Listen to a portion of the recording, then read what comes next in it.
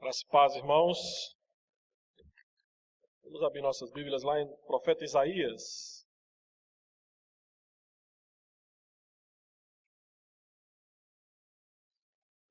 Profeta Isaías, capítulo 40.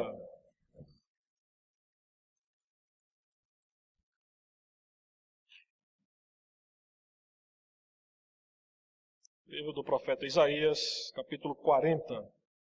Eu convido você a deixar a Bíblia aberta nessa passagem. No decorrer da mensagem nós iremos ler os versículos, de certa forma explicá-los e aplicá-los. Isaías 40, do versículo 12 a 31. Vou falar um pouquinho nessa manhã sobre um Deus que está acima dos desafios da nossa realidade. E para introduzir esse sermão, quero fazer menção a uma comédia chamada O Homem de 2013 anos de idade. Alguns anos atrás, dois atores americanos resolveram fazer uma peça para fazer uma sátira a respeito da existência de Deus. Os atores Carl Reiner e Mel Brooks. E na peça, queridos, Brooks, ele é entrevistado por Reiner. Brooks, no caso, é um cavalheiro bem idoso. Em determinado momento, Reiner ele pergunta o seguinte para Brooks: você sempre acreditou em Deus? E Brooks então responde: não, nós nem sempre acreditamos em Deus. Nós tínhamos um sujeito em nossa aldeia chamado Phil e por um bom tempo nós o adoramos. Reiner então, ele novamente interpela Brooks: você adorava um sujeito chamado Phil, mas por quê? E a resposta de Brooks é: olha, ele era grande, ou seja, ele podia me quebrar no meio com as suas mãos. Reiner então, curioso, pergunta novamente para Brooks: olha, você então fazia orações para esse Phil? E Brooks então responde: sim, você gostaria de ouvir uma? A oração que fazíamos geralmente era: ó Phil, por favor, não seja mal, não nos machuque, não nos quebre no meio. Reiner então, curioso com aquilo tudo, novamente pergunta: mas quando foi que você deixou de adorar Phil e começou a adorar a Deus? E Brooks então respondeu: bem, um dia um grande temporal surgiu e um raio atingiu Phil. Nós então nos reunimos ao redor dele e vimos que Phil estava morto. E falamos então uns para os outros: existe alguém maior do que Phil. Existe alguém maior do que Phil. Em sua sátira, queridos, esses atores, eles disseram uma grande verdade. Existe alguém maior do que o homem. Existe alguém maior do que Phil. Sim, o Senhor, o Deus que nós cremos e servimos, é um Deus que é maior do que qualquer adversário ou do qualquer problema que nós venhamos a enfrentar na nossa existência. Não há nada que nós venhamos passar na terra que se compara à grandeza do Deus ao qual nós servimos. Entretanto, às vezes, devido à dimensão dos problemas, devido ao tamanho da encrenca que muitas vezes nos cerca por conta deste mundo quebrado, caído e manchado por conta do pecado, nós ficamos desanimados e somos tentados a pensar que Deus não é tão grande e poderoso assim. E esse texto, Isaías 40, do versículo 12 até o final, Deus fala a pessoas que estavam pensando desta forma. Eram pessoas desanimadas, amedrontadas, intimamente desapontadas. Pessoas que por muito tempo lutavam contra a maré de dificuldades. Pessoas que deixaram de crer que Deus poderia mudar a realidade difícil em que eles estavam inseridos. Isaías profetizou em uma época de destruição, de tragédias, de derrotas, de julgamento de Deus ao povo pecador. Jerusalém e o templo de Salomão estavam destruídos. O povo havia sido deportado para a Babilônia, gerando uma nova realidade para o povo de Judá. E diante de uma realidade de caos, de sofrimento, a fé no poder de Deus estava enfraquecida, ou, quem sabe, totalmente destruída. Entretanto, em Isaías, dos capítulos 40 até 55, Deus ele dá um novo sentido à situação dos exilados e derrotados. Deus mostra que eles seriam repatriados, que a realidade difícil em que eles estavam inseridos seria mudada. Capítulo 40 de Isaías, ele começa com a mensagem de ânimo para Jerusalém oprimida. Isaías começa no versículo 1 e versículo 2, mostrando o teor da sua mensagem, que é o teor que vai permear a mensagem de Isaías do capítulo 40 até 55. Era uma mensagem de consolo, uma mensagem direcionada ao coração do povo. Atente para os versículos 1 e 2 do capítulo 40. Consolai meu povo, falai ao coração de Jerusalém. O profeta usado por Deus estava dizendo ao povo que o sofrimento estava indo para a direção de terminar, porque Deus estava vindo para mudar a realidade triste e sofredora daquele povo. Versículo 3 até versículo 6 nos mostra a ideia de que, como um arauto que vai à frente do monarca, preparando o caminho para a sua chegada, o profeta ia na frente de Deus, mostrando ao povo que Deus estava vindo para socorrer o seu povo. Isaías, versículos 1 a 11 do capítulo 40, estava dizendo: Israel, povo escolhido e amado, o soberano Senhor está chegando com força, e Ele vai cuidar do seu povo, como um pastor cuida do seu rebanho. A realidade do povo de Judá era terrível, era triste, era deprimente, mas esta realidade é mudada quando o povo tem o seu conceito de Deus corrigido. A realidade que o povo vivia os levou a pensar que Deus não seria capaz ou não teria poder para mudá-la.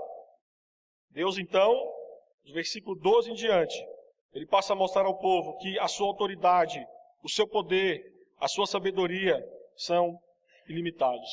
Que ele era capaz de livrar o seu povo da escravidão. Que Deus era capaz de mudar a realidade triste, caótica e difícil que o seu povo estava vivendo. Eu convido você, então, a andar por esse texto que nos mostra um Deus que está acima dos desafios da realidade do seu povo. Atente para os versículos 12 e 14. Assim está escrito: Quem na concha de sua mão mediu as águas e tomou a medida dos céus a palmos? Quem recolheu na terça parte de um éfa o pó da terra e pesou os montes em romana e os outeiros em balança de precisão? Quem guiou o Espírito do Senhor? Ou como seu conselheiro o ensinou? Com quem tomou ele conselho para que lhe desse compreensão? Quem o instruiu na vereda do juízo, e lhe ensinou a sabedoria e lhe mostrou o caminho de entendimento? Deus estava simplesmente dizendo para o povo: olha, veja as obras que tenho feito. Quem poderia fazê-las? Alguém poderia? Você, Israel, é bastante sábio e poderoso para fazer tais coisas? E a resposta, porque são perguntas retóricas, a resposta, obviamente, é que não. Ninguém poderia fazer aquilo que Deus faz e fez. Sem Deus, queridos, nada neste mundo teria sido criado de forma tão sábia. Inclusive o próprio povo de Israel. Inclusive a própria situação difícil que o povo de Israel estava passando. Deus está mostrando ao povo de Israel que Ele é sábio. Ele sabe o que faz. E quando Ele deixa ou permite o seu povo, ou leva o seu povo a passar por situações difíceis, Ele é sábio bastante para saber o que está fazendo. Versículos 15 a 17. O texto segue, versículo 15 e 17. Versículo 15. Eis que as nações são consideradas por Ele como um pingo que cai de um balde, e como um grão de pó na balança. As ilhas são como o pó fino que se levanta. Versículo 17. Todas as nações são perante Ele como coisa que não é nada. Ele as considera menos do que nada, como um vácuo. O profeta leva o povo a observar as nações. As grandes forças nacionais à mercê de quem o povo de Judá estavam. Vale lembrar que a Síria, Egito, Babilônia eram nações que afligiam o povo de Israel naqueles dias. A nação de Judá, o povo tinha medo dessas nações e se preocupavam porque seus exércitos e recursos excediam em muito aquilo que o povo de Judá possuía. A mensagem do profeta, porém, mostra como Deus se coloca em relação a essas forças poderosas, tão temidas pelo seu povo. E a resposta de Deus é que essas nações, elas não são nada. O povo, ele tremia diante das nações, porque eles eram muito mais fracos que elas. Mas Deus está respondendo ao povo: olha, essas nações diante de mim não são nada. Diante de Deus, queridos, essas nações não passam de um vácuo. Pare para pensar, as maiores nações que nós temos no nosso mundo, Estados Unidos, China, Estado Islâmico, diante de Deus isso é como um vácuo. E Deus estava dizendo isso para o povo: olha, aquietem-se. As nações que têm afligido vocês são poderosas somente aos olhos de vocês, porque aos meus olhos elas não passam de nada. O texto segue, versículos 18 a 20. Com quem comparareis a Deus? Ou que coisa semelhante confrontais com ele? O artífice funde a imagem, e o ourives a cobre de ouro, e cadeias de prata forja para ela. O sacerdote idólatra escolhe madeira que não se corrompe, e busca um artífice perito para assentar uma imagem esculpida que não oscile. Israel havia sido tomado pela Síria. Judá tinha sido capturado pela Babilônia. E agora um novo império, os persas, estava surgindo em cena. E todas essas nações tinham uma coisa em comum. Todas elas adoravam ídolos. Por conta disso, o povo de Israel foi levado a pensar da seguinte forma: se essas nações são tão vitoriosas, então os seus ídolos devem ser verdadeiros deuses, e no Senhor não se pode confiar. O profeta aqui, ele está contrastando ou contrapondo e mostrando a insensatez do povo ao querer comparar Deus com os ídolos. Isaías, ele desnuda a insensatez dos ídolos e exalta a grandeza do Senhor. E ao mesmo ponto, Isaías, ele denuncia a idolatria do povo, mostrando que a feitura de uma imagem esculpida não passava de uma criatura, fruto da imaginação pecaminosa do homem.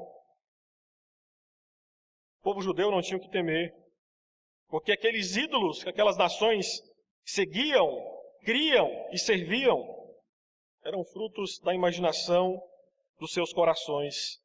E Deus era tão grande em relação a eles, que o profeta diz que era loucura tentar compará-lo a esses falsos deuses. É loucura, é insensatez, quando o seu coração resolve abraçar um ídolo inventado pelo seu próprio coração. Seguindo no texto, nos versículos 21 a 25, o profeta continua falando e perguntando ao povo: acaso não sabeis? Porventura não ouvis? Não vos tem sido anunciado desde o princípio?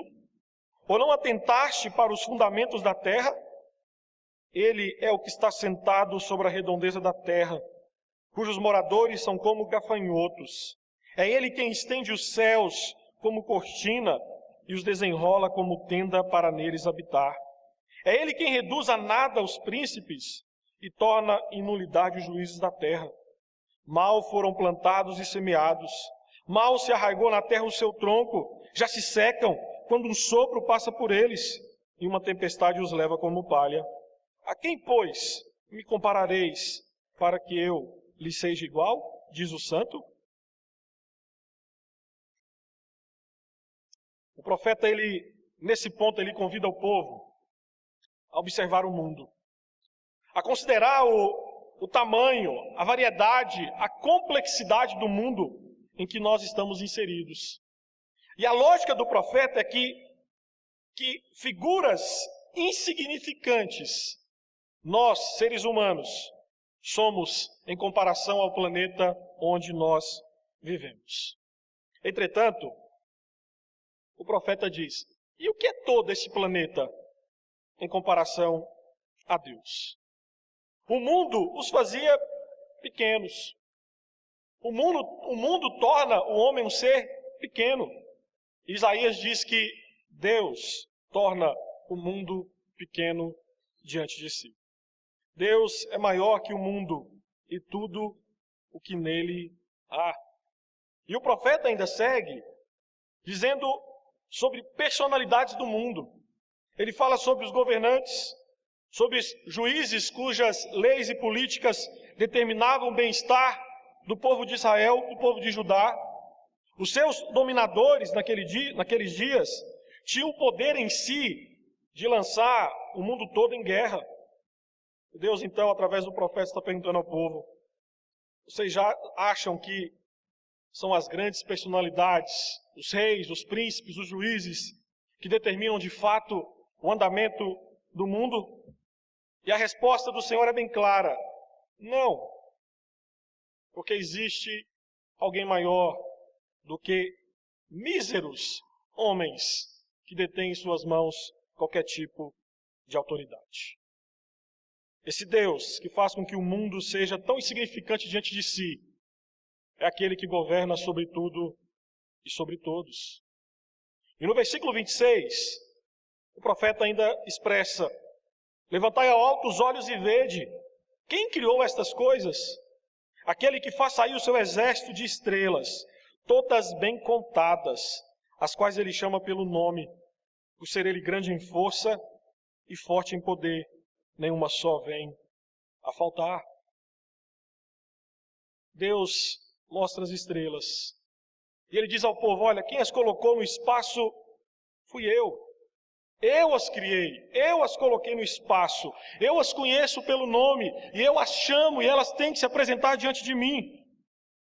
Deus está dizendo: olha, não existe nada que foge ao controle soberano do seu Criador. O profeta aqui aponta para a majestade de Deus, o seu poder, a sua grandeza. E no versículo 27, ele prossegue dizendo: porque, pois, dizeis, ó Jacó, e ele falas, ó Israel, o meu caminho está encoberto ao Senhor, e o meu direito passa desapercebido ao meu Deus?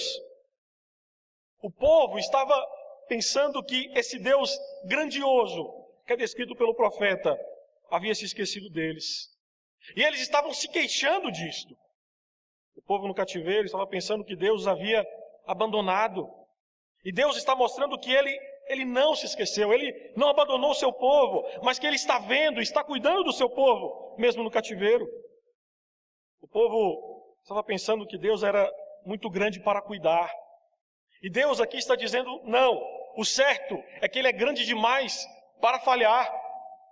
A ideia é mais ou menos aquela: olha, essa pessoa é muito importante para perder tempo comigo. Era isso que o povo de Israel estava pensando.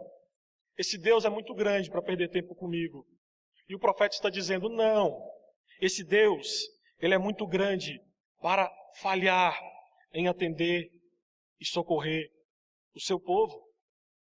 E no versículo 28, falando sobre Deus, Isaías vai dizer: olha, não sabes, não ouviste que o eterno Deus, o Senhor, o Criador dos fins da terra, nem se cansa, nem se fadiga? Não se pode esquadrinhar o seu entendimento. Deus, então, respondendo à descrença do povo, pergunta: olha, qual que é o problema de vocês? Será que vocês estão pensando que eu, o Criador, eu estou velho e cansado? Ninguém jamais lhe contou a verdade sobre mim?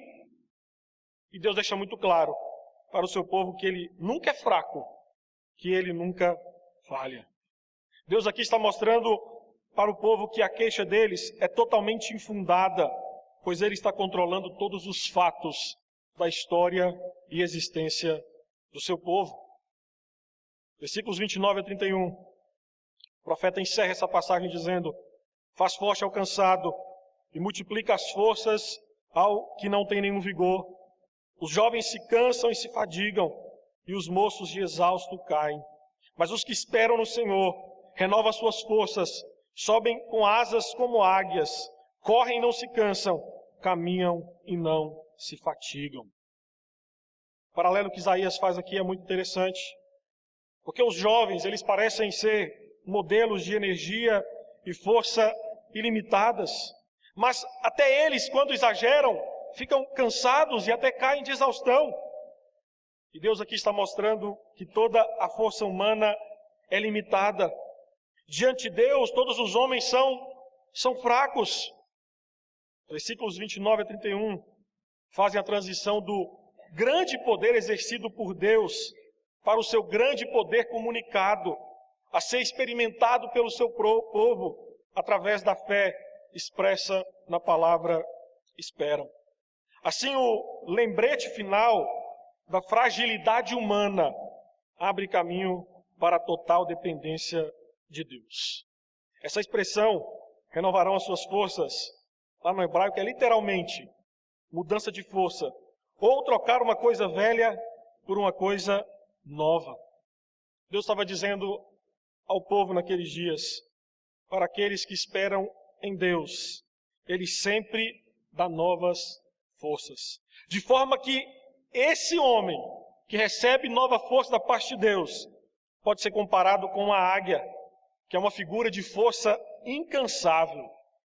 Deus estava dizendo ao seu povo, Ele é o Deus que supre as carências do seu povo.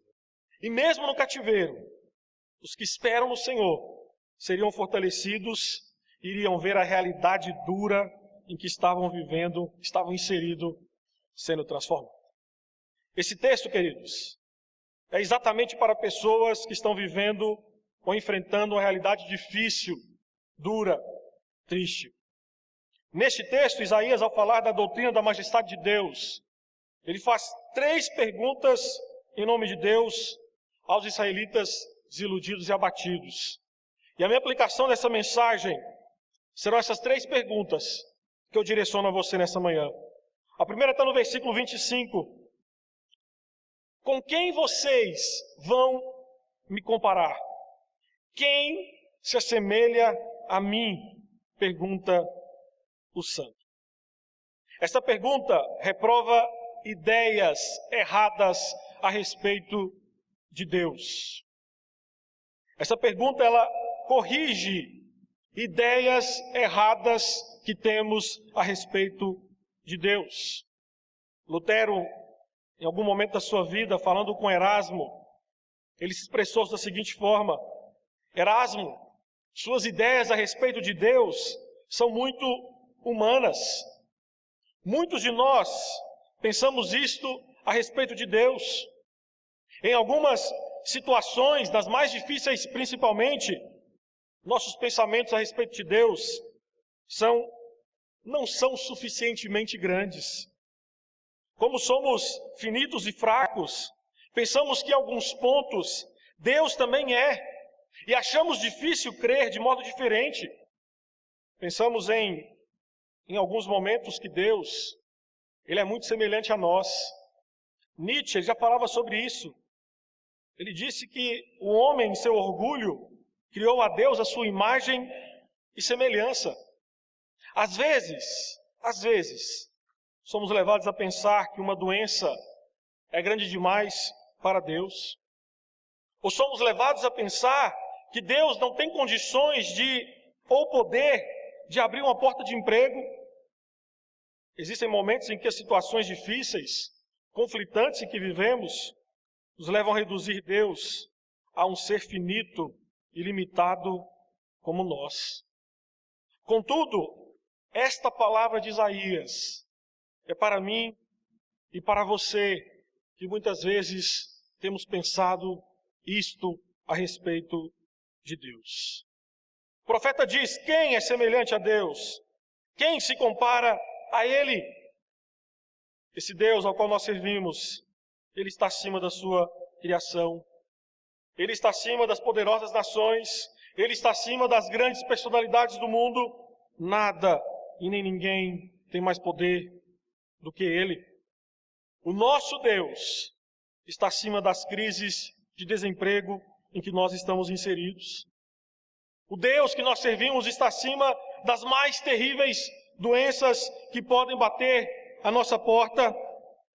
Este Deus está acima das maiores necessidades financeiras que você enfrente ou venha enfrentar.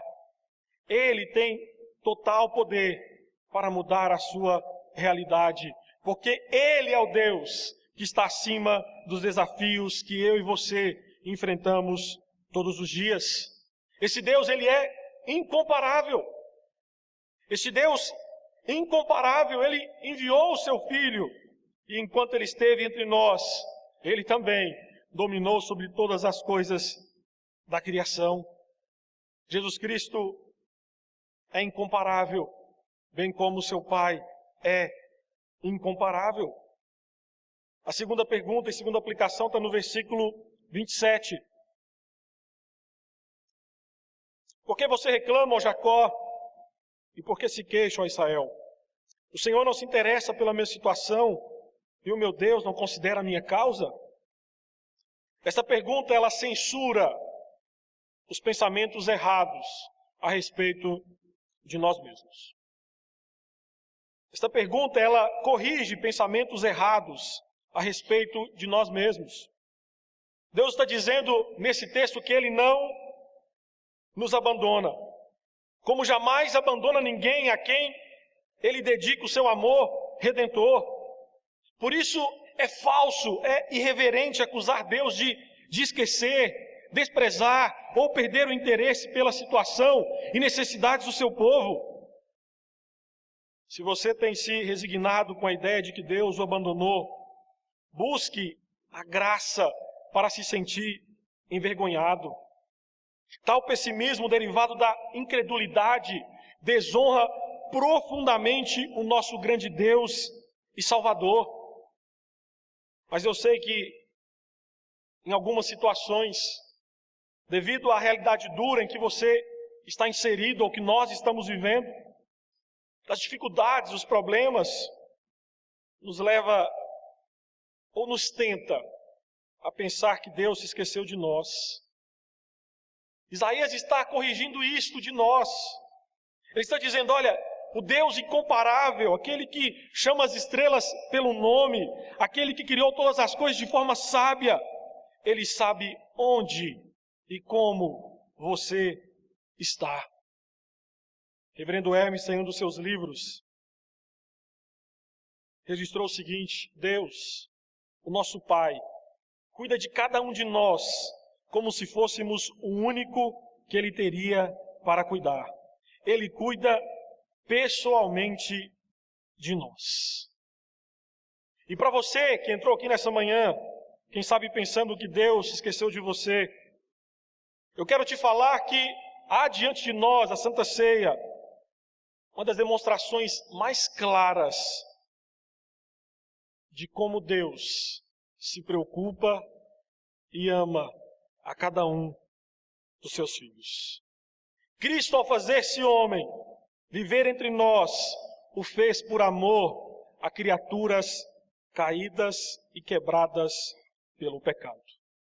Em Jesus Cristo nós temos a maior demonstração do amor, do interesse, do cuidado deste Deus incomparável que é descrito pelo profeta Isaías.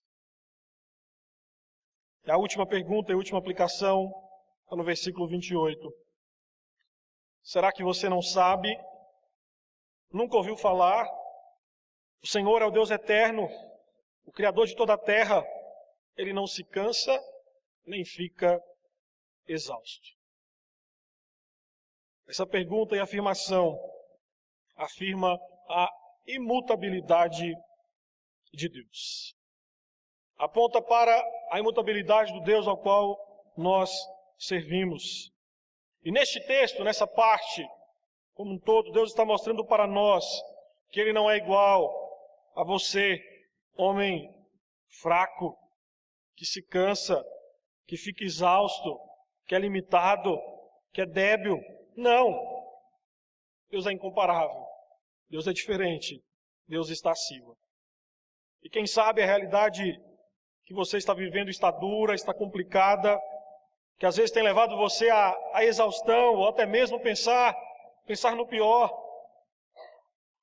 que o profeta está nos mostrando aqui para Deus, essa realidade que você está vivendo, ela não é complicada. Ele tem poder para mudá-la. Ele tem poder para mudar a sua realidade, os seus problemas, porque eles não são suficientemente grandes para impedir o poder ou agir de Deus. E fazendo um contraponto com a fragilidade do homem, o profeta diz que Deus ele nunca se cansa ou fica exausto porque Ele é imutável. E diferente de nós e dos ídolos, que nada são, Deus não muda. Queridos, nós sim, nós somos seres mutáveis. Hoje estamos ricos, pode ser que amanhã você amanheça pobre. Você hoje tem saúde, pode ser que amanhã você amanheça doente. Você pode estar alegre agora, mas amanhã você pode estar triste. Você pode ter uma fé hoje que te dê coragem para enfrentar Golias, mas amanhã você pode estar com tanto medo que você corre para Tarsis. O profeta está dizendo que Deus, Ele não é assim. E por Ele ser imutável, nós temos que crer que realidades ruins mudam pela força do seu poder. E em Jesus Cristo, e naquilo que iremos desfrutar daqui a pouco, que é a ceia do Senhor, nós temos a maior demonstração da imutabilidade de Deus agindo em favor do seu povo. Gênesis 3,15, após a queda do homem em pecado, Deus prometeu que enviaria Jesus Cristo para salvar o homem dos seus pecados. Os anos se passaram, o povo se corrompeu cada vez mais, afastando-se do Senhor, blasfemando, ignorando e ultrajando a sua lei e vontade. Contudo, Deus não se arrependeu da sua promessa, nem voltou atrás com a sua promessa, mas enviou Jesus Cristo para cumprir a sua promessa e redimir homens de seus pecados.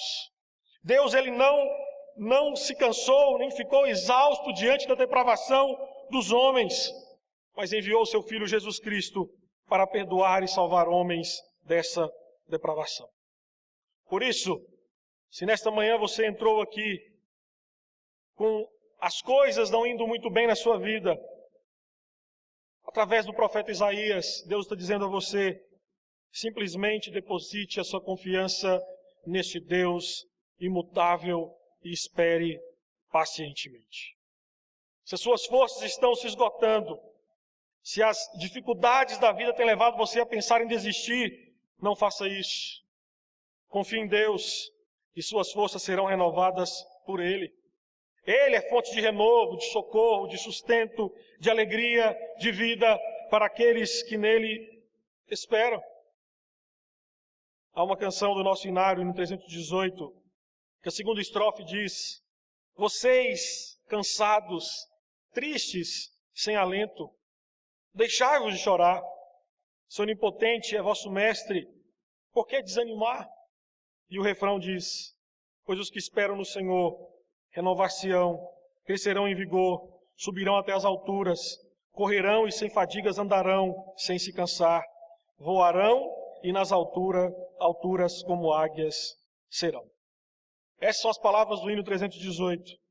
E eu quero convidar você neste momento a celebrar este Deus incomparável, este Deus poderoso, este Deus grandioso, este Deus imutável que servimos, este Deus que renova as nossas forças. Iremos fazer isso cantando o hino 318. Fiquemos em pé e cantemos ao Senhor.